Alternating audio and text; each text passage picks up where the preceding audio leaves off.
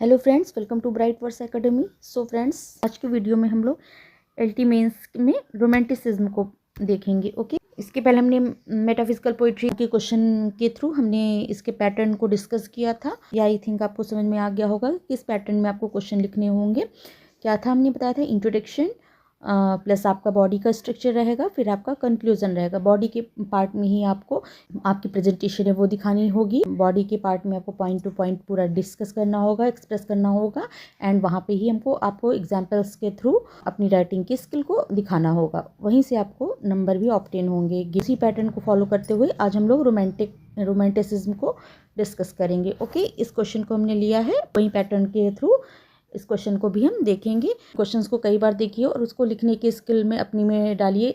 जब एक दो बार देख लेंगे आपको समझ में आ जाएगा, तो एक बार दो बार लिखने की कोशिश करिए। 5, 10, 15 लाइन से स्टार्ट करिए। एक बार नहीं, दो बार में नहीं होगा बट बस प्रैक्टिस करनी होगी। जितना अब आपकी राइटिंग स्किल पे ही आपका पेपर होना है, तो आपको प्रैक्टिस बहुत ज़्यादा ही करनी होगी, तभी आपको अपना बेस्ट दे पाएंगे इसमें। तो उसी के पैटर्न में जो हमने आपको बताया था, उसी पैटर्न के थ्रू हम इस क्वेश्चन को भी डिस्कस करेंगे। बस आपका काम क्या है कि आप इसको समझिए एंड जो आपके कीवर्ड्स हैं उनको पकड़ के अपने माइंड में सेट करके आप उसको अपने आप से अलग से कॉपी में लिखने की कोशिश करिए। और राइटिंग स्किल को स्ट्रॉन्ग करने के लिए आपको प्रैक्टिस बहुत ज़्यादा ज़रूरी है। और अपने वर्ड्स को स्ट्रॉन्ग करिए और अपने वे में स्टार्ट करिए। 10-15 लाइन किसी टॉपिक को समझिए। ये क्वेश्चन हम आपको प्रोवाइड कर रहे हैं, इन क्वेश्चन के थ्रू आप याद करिए, देखिए, समझिए किस तरह के आएंगे। और भी हमसे क्वेश्चंस अगर आप कहेंगे तो हम इसी पैटर्न पे क्वेश्चन लेके आएंगे। इनके कीवर्ड्स को आप देखिए, लर्न करिए एंड कोटेशन बहुत अच्छे से लर्न करिए। उसी के थ्रू आपका क्वेश्चन बहुत निखर के आएगा। तो यही सब थी। तो आज हम लोग रोमांटिसिज्म को क्वेश्चन को डिस्कस करेंगे। ओके, अभी हमने आपकी देखिए 2 तरीके से ले लिए हैं। Define romanticism and discuss it's chief characteristics. Okay, romanticism को डिफाइन करना है एंड इसके चीफ कैरेक्टरिस्टिक्स को बताना है। Define romanticism and examine its significance in English literature. ये आपका हमने सेकेंड वे में भी लिख लिया है कि आप ये एग्जामिन करके आपको बताना है कि रोमांटिसिज्म का सिग्निफिकेंस इंग्लिश लिटरेचर में। तो चलिए देखते हैं। तो उसी पैटर्न पे हम देखेंगे। पहले हमारा ये इंट्रोडक्शन आ जाएगा। ओके, देखते हैं। तो सबसे पहले हमने आपको बताया था कि इंट्रोडक्शन आएगा। आज हमने हेडिंग नहीं दी है, आगे साथ फीचर्स में दे दी है, बट ये आपको इंट्रोडक्शन में हेडिंग नहीं देना है, आपको पावरफुली लिखना है।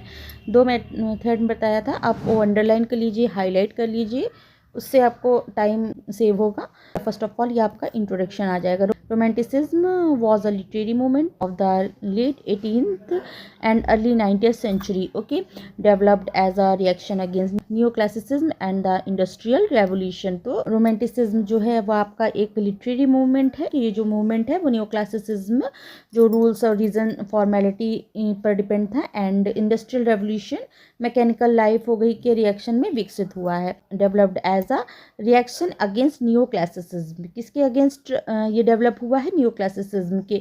न्यू क्लासिसिज्म जो कि रूल्स, रीजन्स और इंडस्ट्रियल रेवोल्यूशन अगेंस्ट। ये मूवमेंट जो है आपका वो इंडस्ट्रियल रेवोल्यूशन हो गया, मैकेनिकल लाइफ वगैरह जो फोकस थी आपकी, एंड रूल्स रीजन पर जो आपका न्यू क्लासिसिज्म डिपेंड था, उसके अगेंस्ट में आपका निकल के आया है आपका रोमांटिसिज्म। ओके, आपने यहाँ पर क्लियर कर दिया। It emphasized imagination, emotions, nature, individuality and freedom of expression over reason and rigid rules. तो ये जो है आपका रोमांटिसिज्म में रीज़न से ज़्यादा आपका इमेजिनेशन, इमोशंस, नेचर, इंडिविजुअलिटी और फ्रीडम ऑफ एक्सप्रेशन को इम्पॉर्टेंस दी गई है। ओके, ये आपने यहाँ पर बता दिया कि इतने में आपका कि क्या है ये रोमांटिसिज्म। आप इंट्रो आपने में क्या बताया कि आपका 19th सेंचुरी में डेवलप्ड हुआ है, जो कि किसके अगेंस्ट में आपके निकल के आया? न्यू क्लासिसिज्म, इंडस्ट्रियल रेवोल्यूशन के अगेंस्ट में आपका रोमांटिसिज्म डेवलप्ड हुआ है। And it emphasises imagination, emotion, इसमें क्या है आपका रोमांटिसिज्म में? Emotion, nature, individuality and freedom of expression over reason and rigidness. Okay, तो ये आपने क्लियर कर दिया। अब आगे नेक्स्ट पॉइंट आपका आ जाएगा।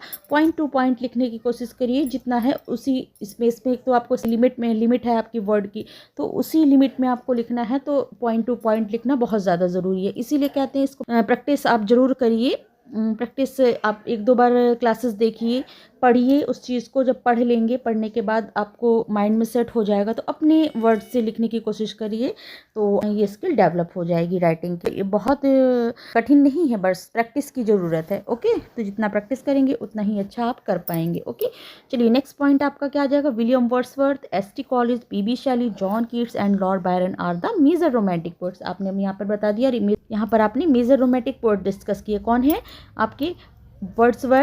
Wordsworth, S T. Coleridge, P B. Shelley, John Keats and Lord Byron. Okay, आपने बता दिया ये आपके जो हैं ये पोइट्री में फेमस पोएट्स थे आपके रोमांटिक एरा के, रोमांटिसिज्म के। अब आपको एक यहाँ पर आपको कोटेशन दे देना है। क्या करना है कि वर्ड्सवर्थ जो हमारे प्रोमिनेंट पोइट है हमारे रोमांटिसिज्म के, तो बताना है कि वर्ड्सवर्थ डिफाइन पोइट्री। वर्ड्सवर्थ ने पोइट्री को डिफाइन किया है, उनकी आप जानते होंगे, ये बहुत अच्छे से याद कर लीजिए। अगर आपको Wordsworth related, romanticism related question आ जाए तो इस कोटेशन को तो आप बहुत अच्छे से याद रखिए, क्योंकि आप इसका यूज़ कर सकते हैं हर जगह पे। इससे रिलेटेड आपके रोमांटिक एरा से रिलेटेड क्वेश्चन आ जाए तो ये आपको याद रखना होगा।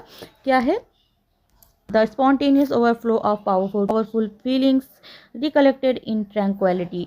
तो ये आप इस डेफिनेशन याद रखिए वर्ड्सवर्थ की, जो है कि इंपॉर्टेंट है। इस कोट्स को आप लिख सकते हैं। वर्ड्सवर्थ की जो पोइट्री की फेमस डेफिनेशन है, ये क्या है? कविता जो पोयम है वो गहरी भावनाओं की नेचुरल एक्सप्रेशन होती है, जो शांत मन में याद करके लिखी जाती है। Okay, the spontaneous overflow of over feelings recollected in tranquillity. कविता गहरी भावनाओं की एक नेचुरल एक्सप्रेशन है जो शांत मन में याद करके लिखी जाती है। तो यही फेमस है, ये आप कोट्स बहुत अच्छे से याद कर लीजिए। इंपॉर्टेंट कहेंगे क्योंकि आप हर जगह इस कोट को लिख सकते हैं। कुछ फेमस कोट को आप लिख लीजिए, एक नोट बना लीजिए, कॉपी बना लीजिए, उन कोट्स को लिख लीजिए, उन कोट्स को बहुत अच्छे से याद कर लीजिए। वो याद करेंगे तो आपकी राइटिंग में बहुत काम आएंगे। ओके, ये आपकी सबसे पहला टिप्स है कि आप कोट्स बहुत अच्छे से याद करिए, और ये तो आप याद ही कर लीजिए। ओके, क्योंकि आपको रोमांटिक एरा से कोई क्वेश्चन आएगी तो आप इसको लिख सकते हैं। ओके, चलिए नेक्स्ट पॉइंट है क्या? Coleridge consider imagination as the living power and prime agent of all human perception. Okay, तो कॉलरिज कंसीडर इमेजिनेशन, कॉलरिज ने जो है इमेजिनेशन को भी क्या कहा है? The living power and prime agent of all human perception.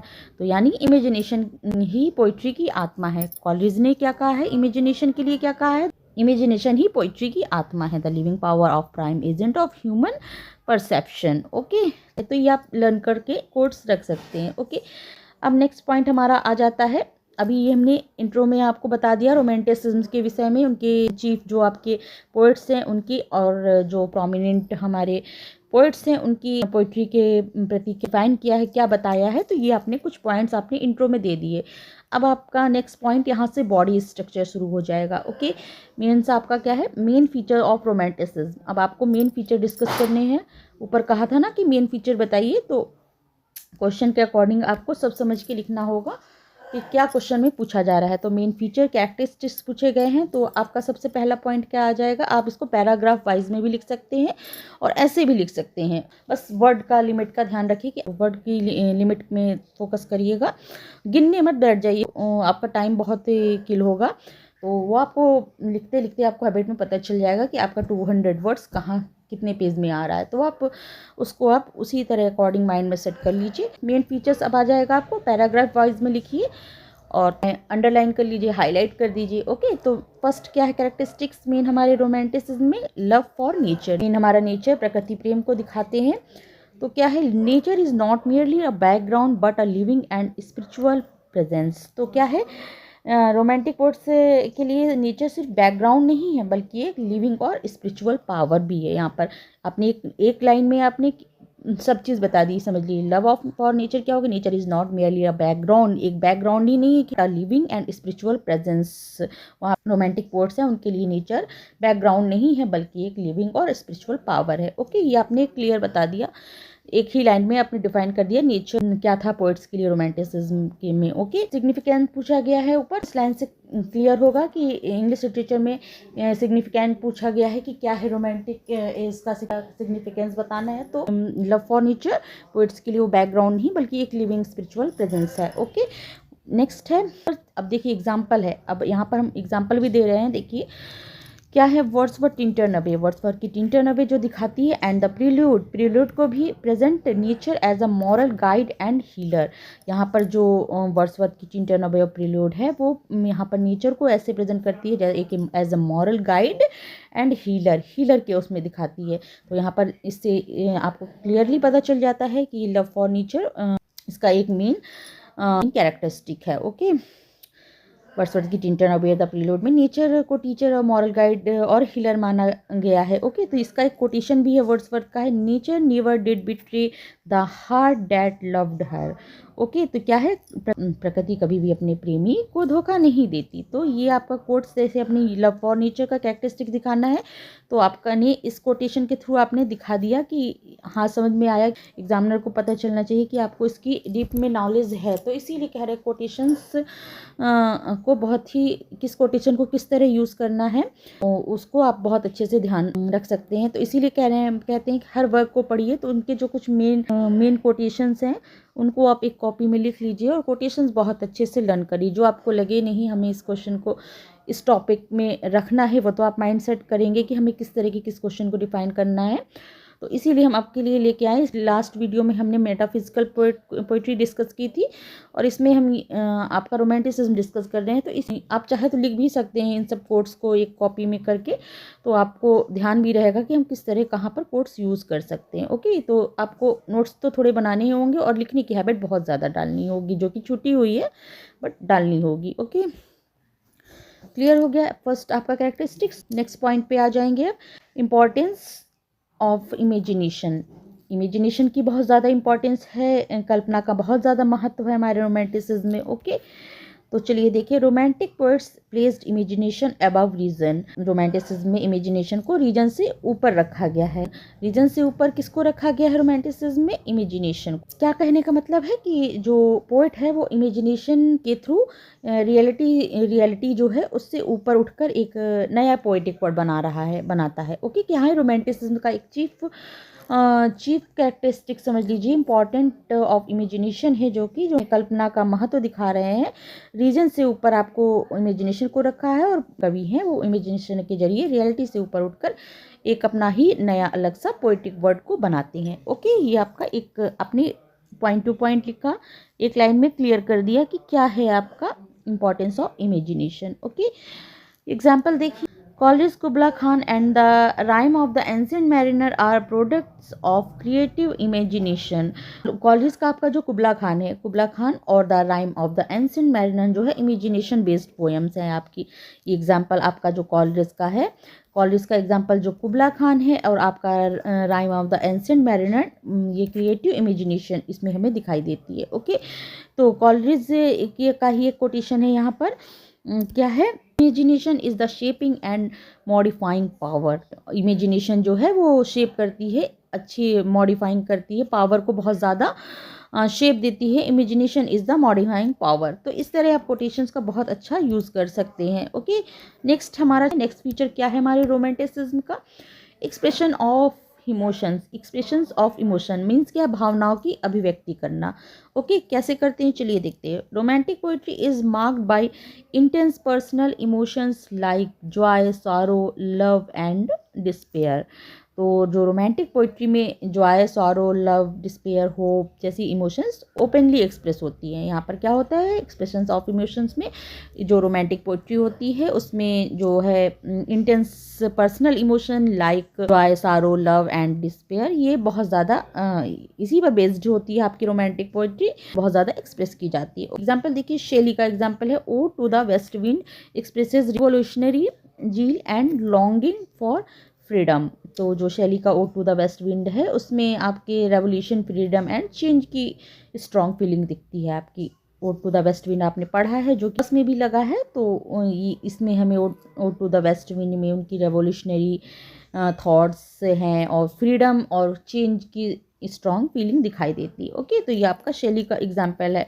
क्या है देखिए, ये एग्जाम्पल क्या है, if winters comes can spring be far behind. आप बहुत अच्छे से कोट्स को जानते होंगे, शैली का फेमस कोट है, if winters comes can spring be far behind. तो इसमें कहने का मतलब है कि अगर विंटर्स आई हैं तो स्प्रिंग भी उसके पीछे जरूर आएगी। तो मीन्स इसका सार क्या है, दुख के बाद सुख जरूर आता है। तो ये कहने का मीन्स यही है। तो यहाँ पर आपके एक्सप्रेशन ऑफ इमोशंस, इमोशन को बहुत अच्छे से डिस्क्राइब किया जाता है आपके रोमांटिसिज्म में। क्लियर? चलिए, आपका ये पॉइंट हो गया। नेक्स्ट पॉइंट हमारा है इंडिविजुअलिज्म फीचर है हमारे रोमांटिसिज्म का। तो इसमें क्या होता है, romantics emphasised individual experience and personal vision rejecting classical discipline. Romantic poets जो है इंडिविजुअल एक्सपीरियंस और पर्सनल फीलिंग पर जोर देते हैं।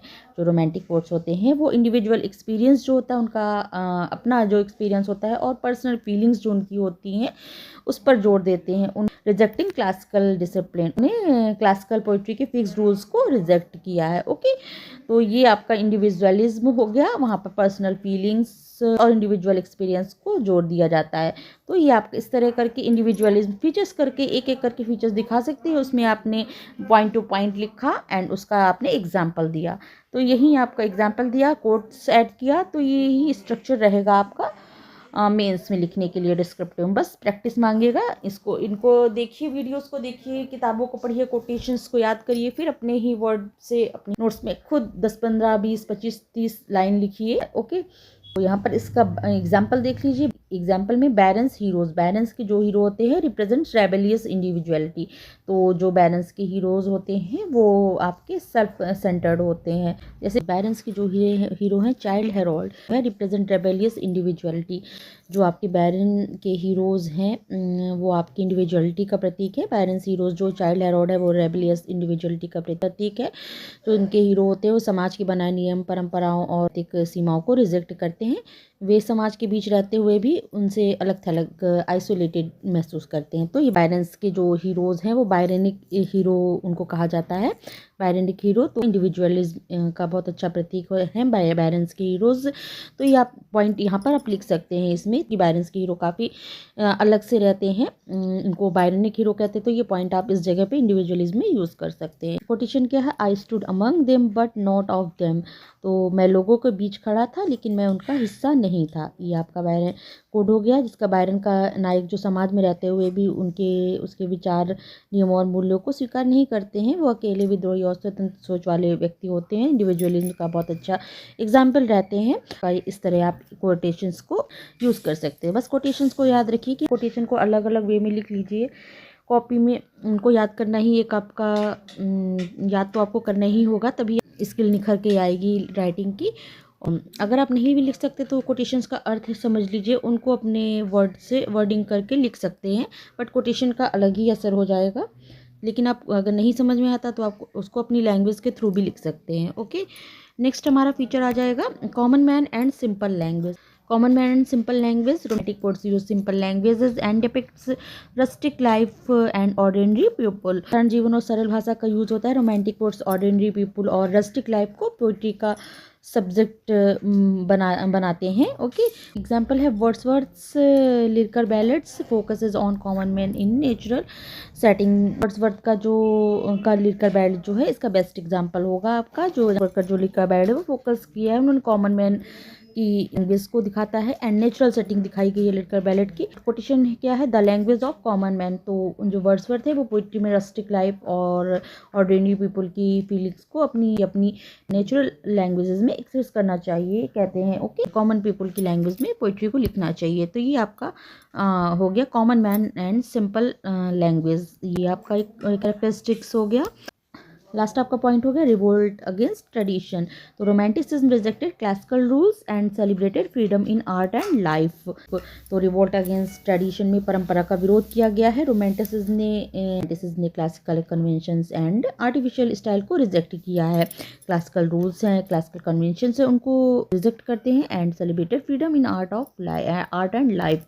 आर्ट एंड लाइफ में जो फ्रीडम को सेलिब्रेट करते हैं। ओके, ये आपका मेन रिवोल्ट अगेंस्ट ट्रेडिशन हो गया। ट्रेडिशन को उन्होंने रिजेक्ट किया है। क्या रिजेक्ट किया है, classical conventions and artificial style को रिजेक्ट करते हैं, नेचुरलिटी को महत्व देते हैं। Okay, Keats opposed didactic poetry and believed in beauty as the ultimate truth. तो कीट्स जो एग्जांपल में आपका कीट्स का भी दे सकते हैं, कीट्स भी क्योंकि आपके रोमांटिक एरा से ही हैं, बिलोंग करते हैं। तो कीट्स ने ब्यूटी को पोइट्री का मेन एम माना है। ओके, डिडक्टिक पोइट्री को वो अपोज करते हैं and believe in beauty as the ultimate truth, और ब्यूटी को अल्टीमेट ट्रूथ मानते हैं। ओके, तो क्या है, कीट्स ने ब्यूटी को पोइट्री का मेन एम माना है। ओके, इनका quotes beauty is truth, truth is beauty. तो ये आपका मेन इंपॉर्टेंट कोट भी है, और छोटा सा कोट है, कोट है, याद भी रहेगा, फेमस कोट है। तो उन्होंने beauty is truth, truth is beauty को डिफाइन किया है कि सत्य ही सुंदरता है, सुंदरता ही सत्य है। तो ये इन्होंने फेमस कोट है, ये आप याद रखिए। छोटे छोटे कोट तो आपको याद ही होंगे। ये सब बहुत अच्छे से कहाँ हमको यूज़ करना है, ये सब आपको बहुत अच्छे से अपने माइंड में सेट करना होगा। और प्रैक्टिस करिए, प्रैक्टिस से ही लिख लिख के प्रैक्टिस करिए। तो नहीं हो पाएगा एक दो बार में, बट होगा भी, टाइम आपके पास सफिशिएंट है। तो आप प्रैक्टिस एक दिन भी इम्पॉर्टेंट है, हर दिन करेंगे तो हो जाएगा। ओके, तो बस प्रैक्टिस करते चलिए। यही एक और कुछ इसका आपका मूल मंत्र यही कह सकते हैं, यही है प्रैक्टिस। राइटिंग स्किल को लिखिए बस, और इसी से प्रैक्टिस होगी, इसी से स्किल आपकी निखरेगी। ओके, तो ये आपका हो गया, यहाँ तक आपका हो गया, ये स्ट्रक्चर हो गया था। यहाँ तक आपका बॉडी का हो गया पार्ट, बॉडी स्ट्रक्चर हो गया। 3 हमने पार्ट बताया। इंट्रोडक्शन हो गया था, इंट्रोडक्शन। नेक्स्ट आपका बॉडी पार्ट हो गया, लास्ट में आपका कंक्लूजन हो गया। आईबीसी याद रखिए, आपको पहले इंट्रोडक्शन, फिर आपको बॉडी पार्ट हो गया, स्ट्रक्चर हो गया, फिर सी आपका कंक्लूजन हो गया। यही आपको पैटर्न रखना होगा, फिर आप बहुत अच्छे से कवर कर सकते हैं। और आपको मेन फोकस आपको बॉडी स्ट्रक्चर में करना रहेगा, उसी में कोटेशन, एग्जाम्पल्स एंड एक्सप्रेशन आप पॉइंट टू पॉइंट करेंगे। ओके, कंक्लूजन देख लीजिए, लास्ट छोटा सा आपको कंक्लूजन देना है। Thus romanticism brought a decisive shift from reason to emotion, rules to freedom and artificiality to nature. तो यहाँ पर आपको कंक्लूजन लास्ट में थोड़ा सा देना है, जिससे आपका आंसर पूरा कंप्लीट लगे। तो इस प्रकार रोमांटिसिज्म ने लिटरेचर में रीज़न से इमोशन की ओर, एंड रूल से फ्रीडम की ओर, एंड आर्टिफिशियलिटी से नेचर की ओर एक बड़ा बदलाव किया। ये आपका पॉइंट टू पॉइंट लिख दिया आपने कि romanticism brought a decisive shift, एक शिफ्ट लेकर आया, reason to emotion, rules to freedom and artificiality to nature. एक बहुत बड़ा शिफ्ट हुआ, बदलाव हुआ यहाँ से। ये आपने कंक्लूजन में लिखा। दो it's stress on imagination, individuality and human emotions, romanticism become one of the most influential movement in English literature. फिर लास्ट में आपको लिख देना है, इसलिए रोमांटिसिज्म इंग्लिश लिटरेचर का सबसे इन्फ्लुएंशियल मूवमेंट माना जाता है। Okay, through its stress and imagination, इसकी stress on imagination, individuality and human emotions, romanticism human emotions के कारण रोमांटिसिज्म बन गया one of the most influential movement in English literature. इन्हीं कारणों से हमारा रोमांटिसिज्म इंग्लिश लिटरेचर का एक सबसे इन्फ्लुएंशियल मूवमेंट माना जाता है। ओके, तो ये लास्ट में आपने छोटा सा कंक्लूजन दे दिया। तो बस यही पैटर्न आपका रहना है, इसी पैटर्न को फॉलो करते हुए आपको अपने आंसर्स लिखने हैं एलटी के मेंस में। कोई बहुत बड़ी चीज़ नहीं है, बस प्रैक्टिस मांगती है। प्रैक्टिस जितना करेंगे उतना ही आपकी स्किल निखरेगी राइटिंग की। तो इसी टॉपिक से ऐसे करना है। तो ये हमने रोमांटिसिज्म को डिस्कस किया, रोमांटिसिज्म के फीचर्स, कैरेक्टरिस्टिक्स को डिस्कस किया, वर्ड्सवर्थ की डेफिनेशन दे दी, सब पॉइंट टू पॉइंट आपने देखी दे दिया। वर्ड्सवर्थ की डेफिनेशन भी हो गई, कॉलरिज के थॉट्स हो गए, इमेजिनेशन को लेकर, लव नेचर दिखा दिया आपने, वर्ड्सवर्थ का इम्पॉर्टेंस ऑफ इमेजिनेशन को बताया, सब जो आपके एक्सप्रेशन ऑफ इमोशंस, इंडिविजुअलिज्म जो मीन आपका होता है, common man, simple language, revolt against tradition and conclusion. तो ये आपने इस तरह करके पूरा हर एक पॉइंट टू पॉइंट डिस्कस किया। कहीं भी स्टोरी टेलिंग नहीं करना है कि आप स्टोरी को बता रहे हैं और समरी बता रहे हैं किसी की। तो इस तरह की चीज़ों को नहीं, आपको डिफाइन करना है, एक्सप्रेस करना है। और कहीं क्रिटिसिज्म भी कर सकते हैं आप, जिस क्वेश्चन के अकॉर्डिंग आप क्रिटिक्स के व्यूज़ भी दिखा सकते हैं। तो इस तरह करके आप राइटिंग को प्रैक्टिस करिए लिखने की, और हो जाएगा आराम से। चलिए, हो अपने अकॉर्डिंग हमने आपको कोशिश की एलटी के एग्ज़ाम्स में पैटर्न को फॉलो करते हुए क्वेश्चन को डिफाइन किया। होप सो आपको समझ में आया हुआ होगा। तो अगर अच्छा लग रहा हो तो लाइक, सब्सक्राइब एंड शेयर ज़रूर किया करिए। चलिए, फिर मिलते हैं नेक्स्ट क्लास में। एलटी के नेक्स्ट टॉपिक को डिस्कस करेंगे। ओके, बता सकते हैं आप किस टॉपिक से रिलेटेड आप चाहते हैं, उस पर हम क्वेश्चन ले आएँ। ओके, चलिए फिर मिलते हैं नेक्स्ट क्लास में। चलिए, करते रहिए प्रैक्टिस। और पढ़ते रहिए जी। चलिए मिलते हैं नेक्स्ट क्लास में। Okay, thank you, thanks for watching.